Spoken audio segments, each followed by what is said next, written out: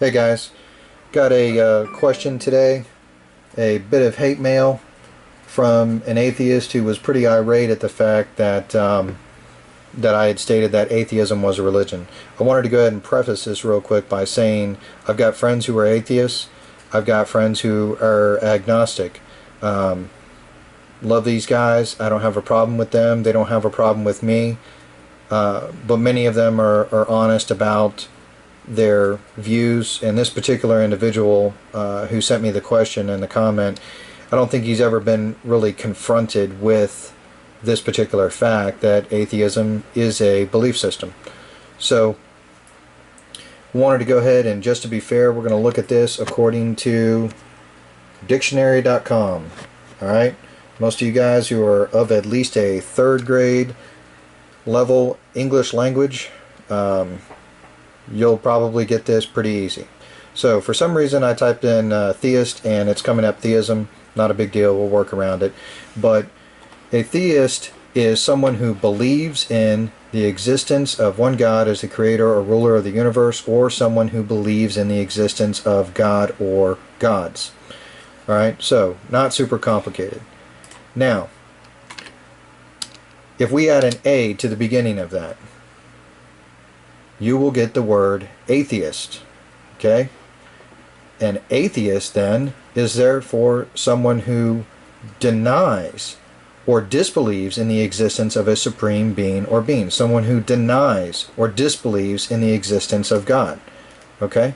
So if we go down to the origin of the word, what we're going to see here is that the word comes from the 1570s. There's a French word. You can figure out what that says. The Greek word is the word atheos, which means without God, denying the gods, abandon of God, godless, ungodly. But here's what I want you to see. It comes from the word a, meaning without, plus the word theos, which means God. So theos would mean God, therefore an atheos means without God. When we add an a, it means without. So if we add ism onto that word, onto atheist, what you're going to get is the word atheism, which means the doctrine or belief that there is no God. So where an atheist is an individual who does not believe in God or the existence of a God, and atheism is the doctrine that people hold to. So it would be the belief system. So you have theism, which holds to the belief system that there is a God, and you have atheism, which holds to the belief system that there is no God. So let's type in religion real quick and we'll get the definition there. Alright? Religion, first definition: a set of beliefs concerning the cause, nature, and purpose of the universe, especially when considered as the creation of a superhuman agency or agencies. Alright? Especially. Not always. Usually involving devotional or ritual observances. Usually. Not always. And often containing a moral code governing the conduct of human affairs. Again, often. Not always. The definition here is in the first sentence: a set of beliefs concerning the cause, nature, and purpose of the universe. So let's go down to that sixth definition here. There's some others in there, you can look at them. Something one believes in and follows devotedly. A point or matter of ethics or conscience. So you tell me, does an atheist believe and follow his belief system devotedly? Yes, he does. Now, I'm not necessarily saying that atheists are bad, or that they're immoral.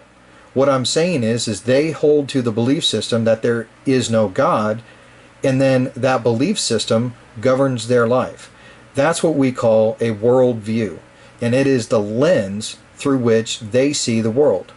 Where a theist would see the world through a lens that there is a God, and therefore govern their lives accordingly, an atheist governs their lives through the worldview that there is no God. that there's no one that they're accountable to, besides maybe their family or friends or whatever. Again, I'm not getting into a moral argument for atheism or theism. That's not the purpose of this. The purpose of this is to look at the etymology of the words and to show what exactly they mean. So we'll look at another word here real quick. And that's the word Gnostic. Now, Gnostic means pertaining to knowledge, possessing knowledge. All right? The word literally means knowledge. Okay? So, if we add an A before it, you want to guess what happens to the word? It is therefore then somebody without knowledge, a person who holds to the existence in the of the ultimate cause as God and the essential nature of the things are unknown or unknowable. So, a Gnostic is someone who believes in a superior knowledge, but we'll just say the word Gnostic is knowledge. Therefore, an agnostic, going down to the definition of the word, or the etymology of the word, when we put that A in front of it, that A means without knowledge. A meaning without, Gnostic meaning knowledge. So an agnostic, by definition of the word, is someone without knowledge. Now, how this is usually applied to religious viewpoint is an agnostic is someone who therefore claims that they don't know whether or not there's a God. But there's also another definition up here as well. There are some agnostics who hold to the view that the existence of God is unknown. But there are others who hold to the view that it is unknowable. Now that's a pretty arrogant statement, considering the fact that they claim that because they don't know it, therefore no one can know it. Those are two different types of agnostics.